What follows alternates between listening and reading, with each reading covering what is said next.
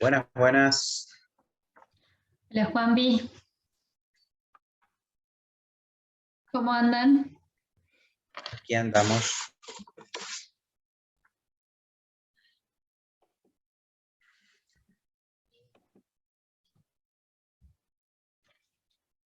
Bueno, ¿Esperamos al doctor Camisani o arrancamos?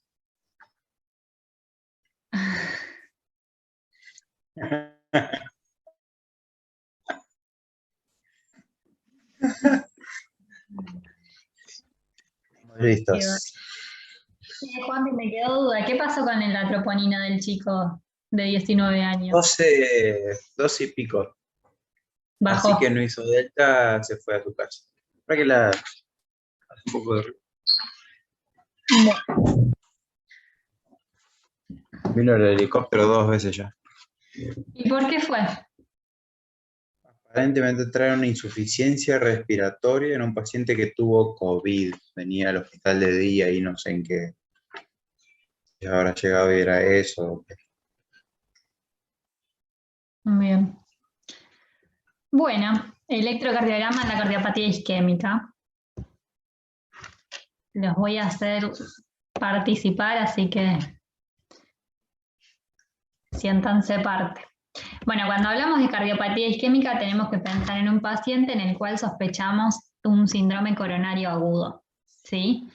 Dentro del síndrome coronario agudo tenemos con elevación, sin elevación del segmento ST o con elevación del segmento ST. Cuando tenemos elevación del segmento ST vamos a ver un electro así.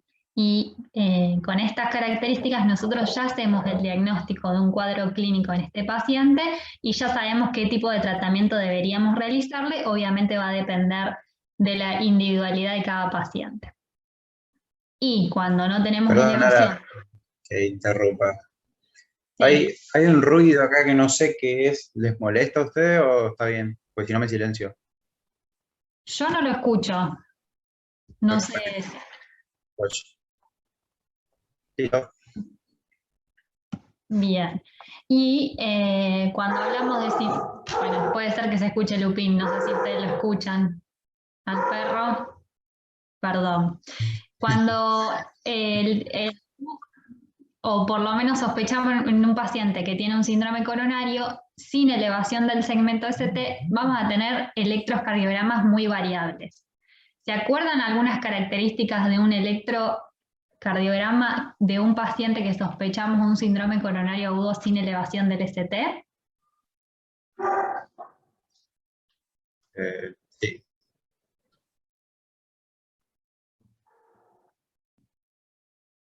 Dependiendo del estadio, digamos, en el hiperagudo, la onda T, después hay lo que dijo ese, el ST, y después ya más avanzado, progresado la onda Q, que Bien.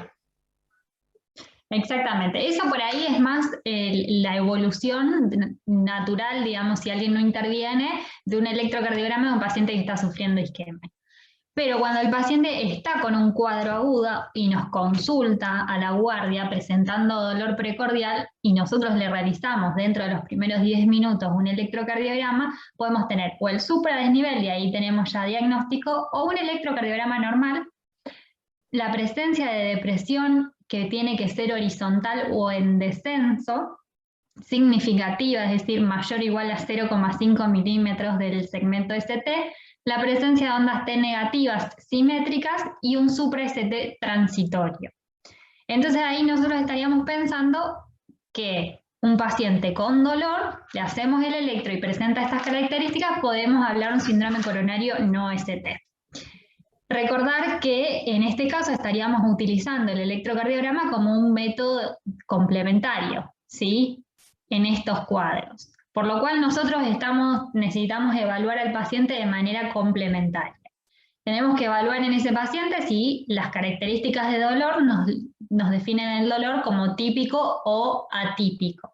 Recordar en que en ciertas personas vamos a presentar dolores o síntomas atípicos y tenemos que reconocer que estamos frente a ese paciente para saber que los síntomas no van a ser tan claros. por ejemplo, en los pacientes ancianos, en los pacientes que sean diabéticos y en las mujeres. No vamos a tener síntomas tan típicos, tan característicos, pero al estar frente a un paciente que pueda presentar síntomas atípicos, tenemos que estar más alerta. También evaluar si frente a esos síntomas el paciente tiene otros síntomas acompañantes que pueden ser disnea, la presencia de un síncope o arritmias. Y además reconocer frente a qué paciente estamos, ¿sí? No es lo mismo como hoy el paciente de 19 años que consulta por dolor precordial, en el cual uno no sospecha en primera instancia cardiopatía isquémica, que nos consulte un paciente de 60 años, varón, con dolor precordial. Ahí nosotros ya tenemos que empezar a pensar en este tipo de paciente que la cardiopatía isquémica puede ser uno de los principales diagnósticos.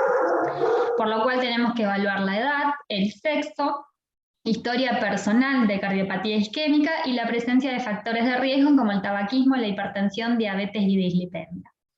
Sobre todo, nosotros creo que esto lo tenemos bastante entrenado porque vemos todos los pacientes que consultan por dolor precordial. Y no es un dato menor conocer frente a qué paciente estamos y cuáles son las características del dolor. También para repasar, ¿dónde van? A ver si se acuerdan, ¿dónde van los electrodos del electrocardiograma? Tema de la clase anterior. Del lado medio.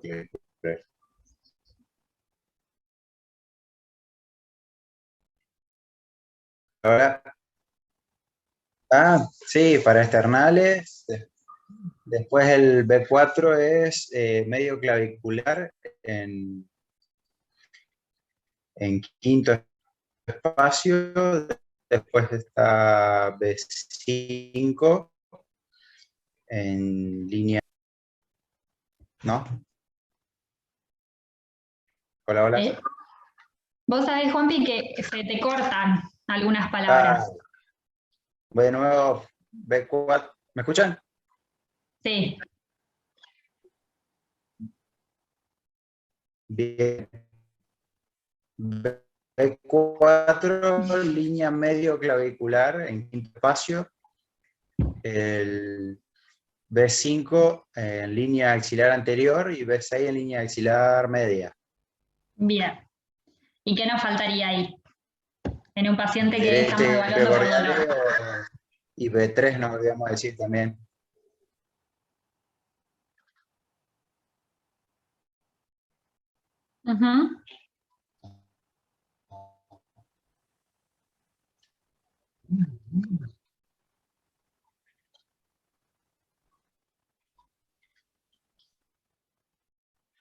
Perfecto. Y B7 y B8. Bueno, de 10. Bárbaro. Ahí están también a modo de repaso. También a modo de repaso, reconocer cuando vemos un paciente y nos presentan ya ese paciente con un electrocardiograma que trae o que se le realiza a otro médico, o nosotros mismos cuando hacemos el electro, reconocer cómo está configurado el electrocardiógrafo para identificar si tiene alteraciones, sobre todo en el voltaje. Recordar que en el eje horizontal vamos a graficar el tiempo y habitualmente la velocidad va a ser 25 milímetros por segundo, y en el eje vertical vamos a representar la amplitud en el voltaje, sería de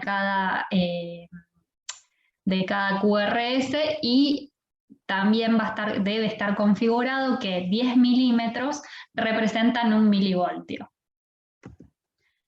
Vamos a tener que rotular correctamente el electrocardiograma con nombre y apellido, fecha y la hora en la que se realiza, porque como decía Juanpi, el electro presenta modificaciones evolutivas. Bueno, acá agregué la definición de infarto, la cuarta clasificación universal de infarto, también a modo de repaso, que creo que esto ya lo deben saber, IAM tipo 1, tipo 2, tipo 3, tipo 4 y tipo 5.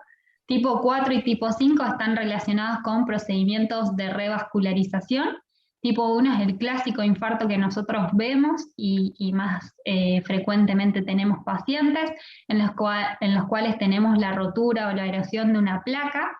Tipo 2 hay un desequilibrio entre la oferta y la demanda, y el tipo 3 está relacionado, sucede la muerte cardíaca en aquellos pacientes que sospechamos que ocurre por isquemia miocárdica y no logramos obtener los biomarcadores. Esto también, también un poco a modo de repaso, ¿se acuerdan por dónde van las arterias coronarias? ¿Por dónde circulan? Vamos a ese. Perfecto, son vasos epicárdicos. Por lo cual, al ser vasos epicárdicos, si alguno de estos vasos se obstruye, vamos a presentar inicialmente las alteraciones en la porción más distal de ese vaso. Y esta porción más distal es el subendocardio. Si la lesión progresa a lo largo del tiempo y no sucede revascularización, esa lesión va a terminar afectando a todo el espesor del miocardio y va a ser una lesión transmural. Esto es importante porque, además de que ya lo sabemos, es importante a la hora, por ejemplo, de cuando se realizan las resonancias cardíacas, que si tenemos algún tipo de lesión, por ejemplo, fibrosis en el músculo en el miocardio, para decir que esa fibrosis es de causa isquémica, en aquel paciente que desconocemos, por ejemplo, el origen de una miocardiopatía, la fibrosis tiene que ser o subendocárdica o transmural. Si la fibrosis es intramiocárdica o solamente subepicárdica, no estaríamos hablando de isquemia, porque no tendría, digamos, porque físicamente no puede suceder que se infarte primero el epicardio antes que el subendocardio. Bien, y ahora hablando un poco de lesiones, cuando se inicia un proceso de, digamos, hay una obstrucción en una de las arterias coronarias, vamos a tener el proceso de isquemia inicialmente. Posteriormente, si el cuadro continúa, vamos a tener un cuadro de lesión, y ambas situaciones son fenómenos reversibles y transitorios. Si vuelve la revascularización, las células pueden volver a contraerse.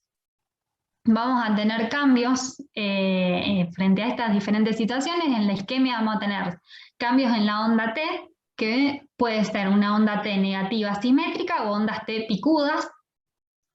Y durante la lesión vamos a tener alteraciones del segmento ST, que puede ser infra o supradesnivel del segmento ST. Si el cuadro continúa y no sucede revascularización, vamos a terminar en un cuadro de necrosis, en el cual es un fenómeno irreversible, y lo vamos a visualizar en el electrocardiograma con la aparición de ondas Q patológicas. Y la pregunta es si saben cómo se clasifican las ondas Q patológicas. ¿Alguno tiene idea? ¿Cómo se clasifican o cómo las detectamos? ¿Cómo las definís en realidad? ¿Cómo definís que estás viendo una onda Q en el electrocardiograma y es una onda Q patológica? No me acuerdo. Creo que era de más del 25%. Es un criterio.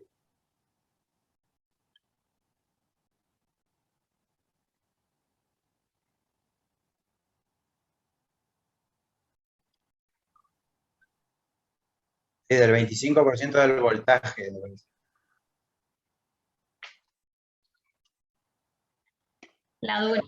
La duración, eso lo que vos estás diciendo es la duración en el electro. ¿Cuántos cuadraditos?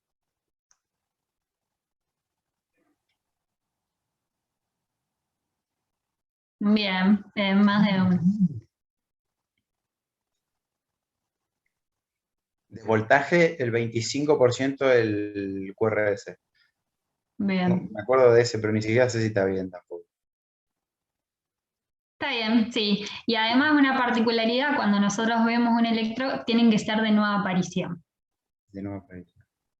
Y en aquellos pacientes, por ejemplo, que estén que no tengamos en la sospecha porque no podemos evaluar la clínica, tienen que ser de nueva aparición, es decir, dentro de las 24 horas, por ejemplo, en un postoperatorio, y tienen que durar más de 48 horas. Ahí están. para que Perfecto. después no se olviden. Bien, este cuadrito habla de lo que hablamos recién, nada más que va de abajo hacia arriba. Inicialmente tenemos los cuadros de isquemia, en los cuales podemos ver este tipo de alteraciones en las ondas T. Posteriormente continuamos con un cuadro de lesión en la cual hay elevación o depresión del segmento CT y los cuadros de necrosis en los cuales tenemos la aparición de ondas Q patológicas. Como decía Juanpi, el electrocardiograma en el infarto es un electro que si uno no interviene sobre el paciente evoluciona en diferentes etapas. Nosotros a los pacientes podemos encontrarlos en cualquiera de estas etapas. Uno cree que solamente lo encontramos cuando tienen supradesnivel, pero incluso hay pacientes que presentan síntomas tan atípicos y no consultan o por alguna cuestión de diferentes orígenes, sucede que ese paciente no llega al diagnóstico de infarto, muchas veces lo vemos ya evolucionado con la presencia de ondas Q. Esos pacientes muchas veces terminan consultando por las consecuencias que les trae haber cursado un infarto y no haber sido revascularizado. Por ejemplo, cuadros de disnea por insuficiencia cardíaca. Esos pacientes los vamos a ver también.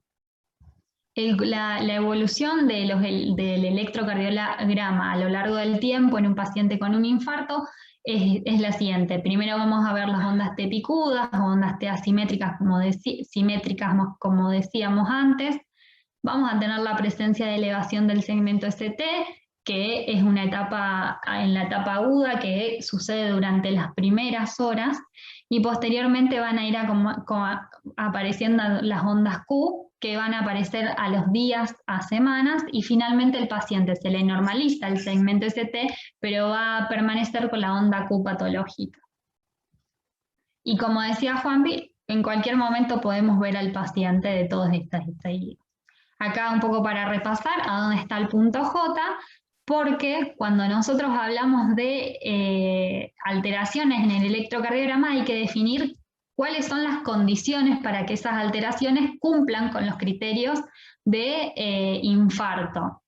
Es decir, el supradesnivel en un paciente que estemos evaluando tiene que tener ciertas características.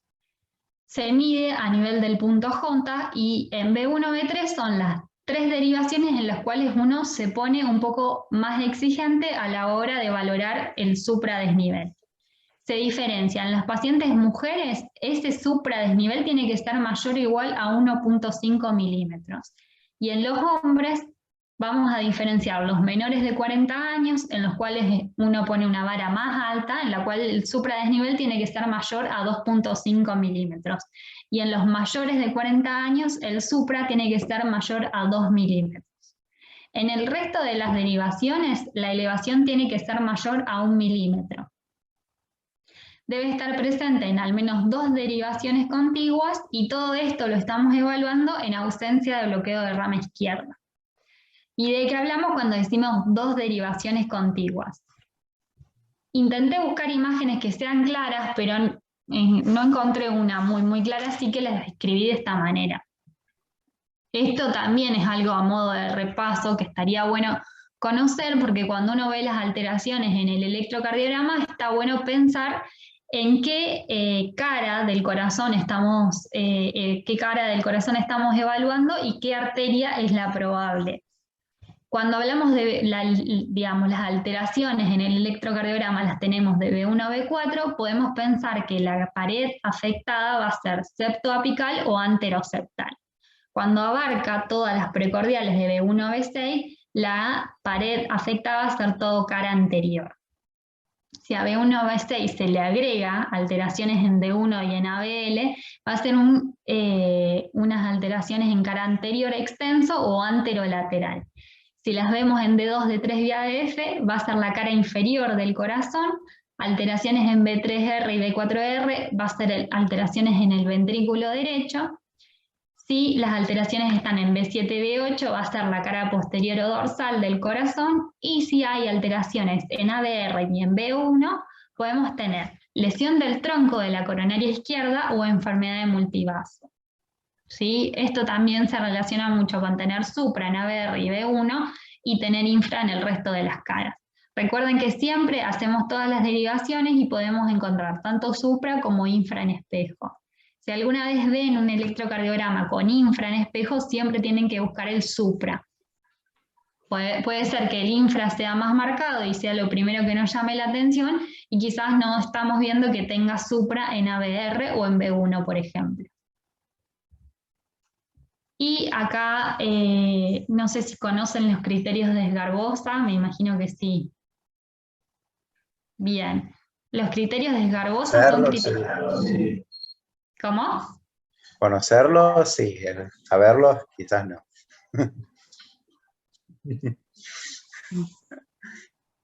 Son herramientas para mí. Cosa era el programa. Claro, cuando nosotros tenemos un bloqueo de rama izquierda, se dice que enmascara la posibilidad de estar viendo un infarto con supradesnivel del segmento ST. Además, muchas veces no sabemos si el bloqueo de rama izquierda es nuevo, el paciente no sabe si ya lo tenía, no lo tenía, desconocemos los antecedentes previos. Nosotros nos vamos a apoyar en los criterios de Esgarbosa en conjunto de pensar qué paciente tenemos, y más que nunca, digamos. Saber la edad, los factores de riesgo y las características del dolor. Y los criterios de Esgarbosa en un paciente con bloqueo de rama izquierda nos van a ayudar para cuál es la sospecha de que ese paciente esté sufriendo isquemia aguda, ¿sí? ¿Por qué? Porque en ese paciente va a ser útil y va a ser más beneficioso para el paciente llevarlo a revascularizar que dejarlo evolucionar, ¿sí? Los criterios de Esgarbosa, está bueno aplicarlos, es una herramienta más, así que si quieren, cada vez que vean un bloqueo de rama izquierda, deberíamos hacerlo para ver cuál es la probabilidad de que ese paciente se esté infartando. Uno de los criterios tiene 3 criterios distintos. Cada uno de estos 3 criterios van a dar un puntaje. Cuanto mayor puntaje tenga el paciente frente a los criterios de Esgarbosa, mayor va a ser la posibilidad de que tenga un infarto con supradesnivel. Se dice que es positivo cuando la sumatoria de todos los puntos es mayor o igual a 3. El más significativo es el primero, en el cual nosotros, si tenemos una elevación del segmento CT mayor o igual a 1 milímetro, en cualquier derivación, pero que ese supra sea concordante con el QRS. Si ven la imagen, nosotros tenemos un QRS positivo y le sigue un supra, por lo menos que sea de 1 milímetro o más. Si tenemos esta situación en cualquier derivación, el puntaje va a ser 5. Y este es muy característico y muy, digamos, específico para pensar que este paciente tenga un infarto con supra. ¿Por qué es importante diagnosticar el supra? Porque este paciente tiene ocluida totalmente la arteria y necesita retornar el flujo sanguíneo. El segundo criterio es que tengamos un descenso también mayor o igual a 1 milímetro del segmento ST, pero que sea concordante también con el QRS. ¿Qué sucede? El QRS acá es más bien negativo, eso se va a dar en las derivaciones de B1, B3, que tenemos el QRS negativo y el infra va a ser mayor o igual a 1 milímetro. Esta situación nos da 3 puntos. Y el menos sensible de todos es que haya una elevación discordante mayor o igual a 5 milímetros en cualquier derivación, ¿sí? Acá es mayor, el supra es discordante con el QRS, es decir, el QRS tiene que ser negativo y presentar un supradesnivel mayor o igual a 5 milímetros. Acuérdense que la sumatoria tiene que ser mayor o igual a 3 para ser significativo y que son criterios que nos aportan en un paciente en el cual no estamos seguros si se está infartando con supra o sin supra. O sea, los dos primeros, hemodinamia, básicamente. Sí, Porque sí, en quedan realidad, feo mal los dos. claro. Y el último te dice que puede ser, pero como que no te dice nada, digamos, como que es un gris. Es un Así gris, sería. claro. Exactamente. Perfecto. Se dice que tiene mucha especificidad en los criterios de Sgarbosa, es decir, cuando te están hablando de que ese paciente tiene un supra, pero tiene poca sensibilidad, no lo vas a encontrar en todos los pacientes. Por eso es también una herramienta que uno tiene para evaluar los pacientes con bloqueo de rama izquierda, pero siempre nos vamos a apoyar en, nuevamente, la clínica. Perfecto. Sí, siempre cuando tengamos dudas frente a cualquier paciente, lo bueno es consultar y sobre todo consultar con los médicos, con los hemodinamistas, que son los que van a estudiar el paciente, para tener otra opinión y ver qué piensan en relación al paciente. Y nada más.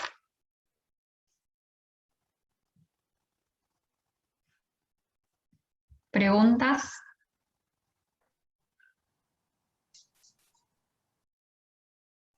No, muy bien, perfecto. La fuimos aclarando durante la charla, creo. Hay que estudiar.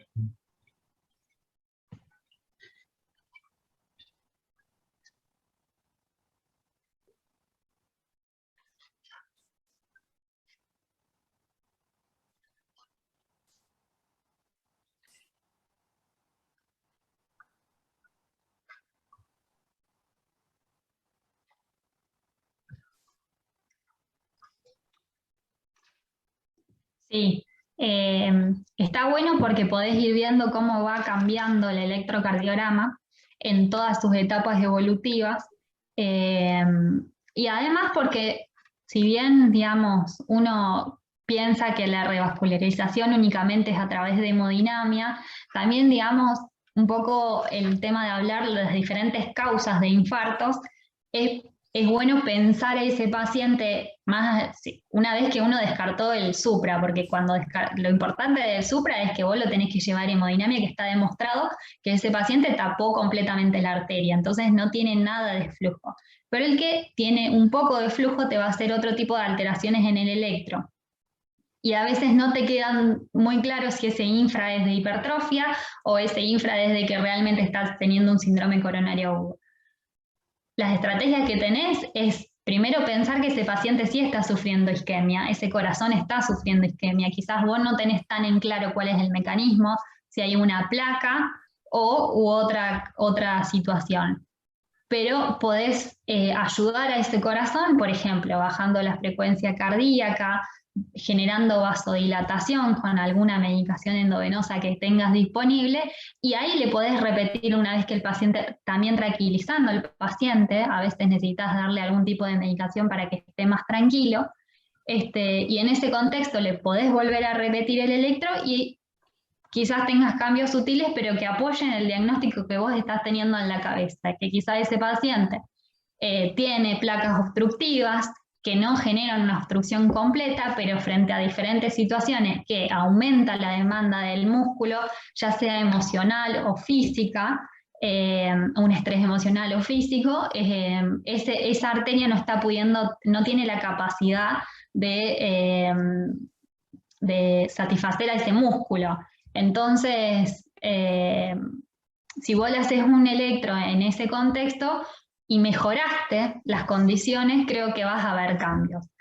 Yo he visto cambios tantos interpretando los electros de esa manera, como también cambios evolutivos en pacientes que después terminan en infarto. He visto situaciones en la cual va a la ambulancia, le hace el electro, tiene unas ondas T que podrían parecer picudas, pero que en ese momento no lo sospecharon. Se va a la ambulancia, paciente continúa con dolor, vuelve a llamar supra. Pero bueno, digamos, ahí finalmente te lo define el supra al electrocardiograma. Pero cuando los cuadros son de síndrome coronario sin elevación del ST, hacerlo seriado te ayuda muchísimo, sobre todo cuando lo que vos estás pensando es que hay una alteración entre la oferta y la demanda y podés mejorar ciertos parámetros para compensar ese paciente y llevarlo a estudiar o hacerle un tratamiento definitivo con un paciente más compensado. Lo que te define siempre el pronóstico es si tapó o no tapó la arteria. Si la arteria está parcialmente ocluida, hay un montón de situaciones, o sea, con, digamos, tratamiento que vos podés realizar para ese paciente, estabilizar el cuadro y que finalmente se termine estudiando y finalmente tenga una revascularización definitiva, sea por hemodinamia o sea por cirugía, pero en el momento evitaste que ese miocardio sufra de isquemia. Lo mismo nos sucede mucho en los pacientes que estamos viendo que estén intubados o que estén cursando una situación de estrés muy grande en la cual sufren también isquemia y podemos pensar en todas estas situaciones o posibles tratamientos que tenemos al alcance para ayudar a que este corazón no sufra tanto.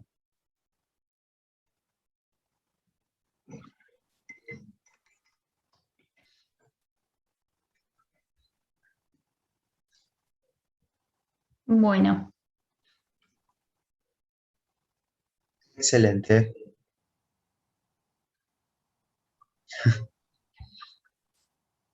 Dale. Bueno, chicos, que estén bien. Bueno, Buen fin. muchas gracias. No, de nada. Buena Nos guardia. vemos Adiós. pronto. Chau, chau.